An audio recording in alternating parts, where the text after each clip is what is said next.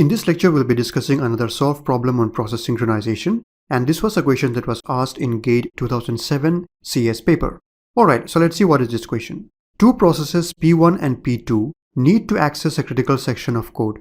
Consider the following synchronization construct used by the processes. So first we'll analyze it and then we'll go to the question.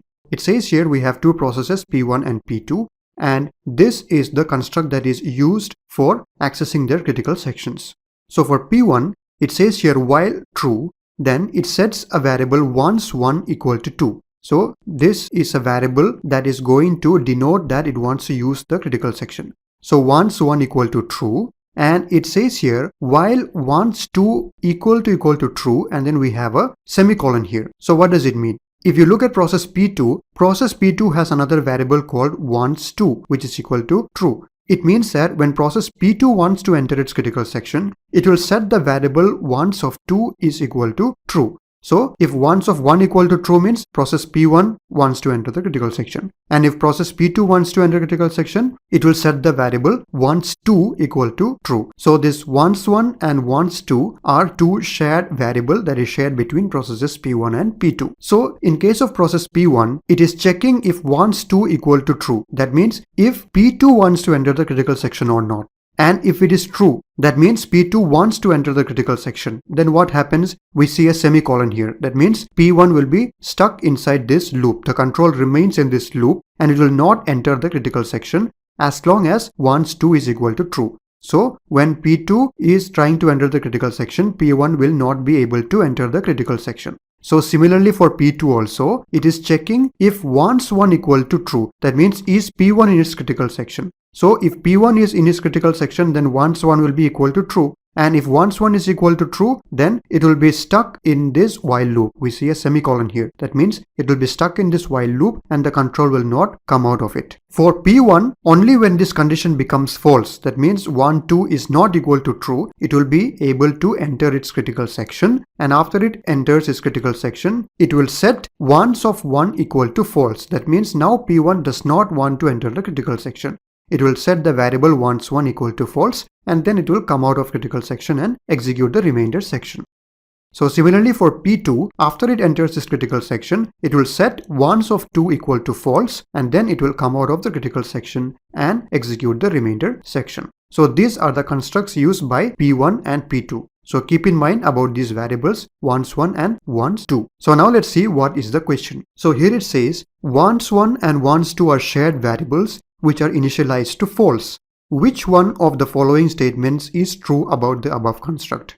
So I already told you once 1 and once 2 are shared variable and the initial values of both once 1 and once 2 are set to false. Now, which of the following statements are true? We have 4 statements here. Option A, it does not ensure mutual exclusion. Option B, it does not ensure bounded waiting. Option C, it requires that processes enter the critical section in a strict alternation. And option D, it does not prevent deadlocks but ensures mutual exclusion. So here we see that there are few criteria that we have already discussed, which are like mutual exclusion, bounded waiting, and deadlocks. So let us see which of the following options are correct. Here, what are the terms that we are familiar with? Mutual exclusion, bounded waiting, and deadlocks. So it is easy to check for mutual exclusion and deadlocks. So we will check for these two and then we will move ahead and see if we are able to arrive at the right answer or not, instead of going to each of the options one by one. So here we have seen that process P1 and P2, when I explained about this once condition, you must have already understood that mutual exclusion is definitely satisfied, because when once 1 is equal to true, then this P2 will not be able to enter the critical section. And when once 2 is equal to true, P1 is not able to enter its critical section. So we see that mutual exclusion is definitely satisfied. Here option A says it does not ensure mutual exclusion. So anyway, this is out of the picture. This is not true. So now let's see deadlock. Can deadlock occur here or not? So let's take a scenario here. Let's say that process P1 is having control and then it sets once 1 equal to true. It is wanting to enter its critical section. So it sets once 1 equal to true. Now it sets it equal to true, and before it checks this once 2 equal to true or not, and before it enters its critical section, let's say that P1 gets preempted by some other processes. Now when P1 gets preempted, it is not able to continue, so it is waiting. Now when P1 is waiting, let's say that process P2 now tries to enter the critical section. So what will P2 do? P2 will come and set wants to equal to true. So it sets wants to equal to true, and then it is going to execute the remainder part. And what happens here? It is now checking whether wants 1 is equal to true or not. Now when it checks here, we see that what is the value of wants 1? Wants 1 was already set to true by process P1, but it was not able to enter the remainder part. So this condition is true. So if this condition is true, what happens? It will remain in this loop and it will not continue to the further portion of this code. So it remains stuck here. Now what about P1? Let's say that P1 now gets chance to execute again, and it already executed till here, wants 1 equal to true. Now it is going to check while wants 2 equal to true or not. And when it checks is wants 2 equal to true, what is the answer? Wants 2 was actually set to true by process P2.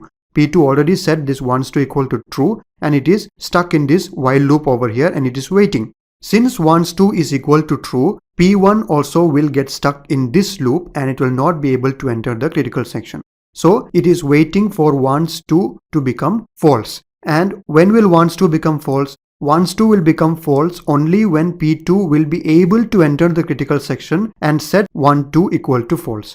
But P2 is not able to enter critical section because wants 1 itself is true. And when will wants 1 become false? Wants 1 will become false only when P1 can enter its critical section and set wants 1 equal to false. But P1 is not able to enter because it is stuck in this loop. So we see that P1 is waiting for P2 and P2 is waiting for P1, and both of them are going to end up waiting for each other indefinitely, and hence it is going to cause a deadlock.